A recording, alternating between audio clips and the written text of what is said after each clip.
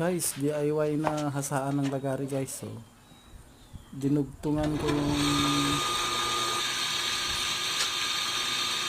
machine ng ehe ng bike para humaba. Pwede sa gabal yung 24 na disc sa makina. Ayan guys,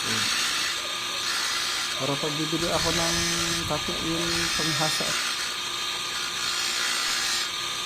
para makamura sa cutting disc guys. 24 mura lang, ito rin yung mga malalaking cutting disc na ginagamit nila guys, mahal yun. Ayan kaya tinatawag na DIY. Salamat sa panonood guys.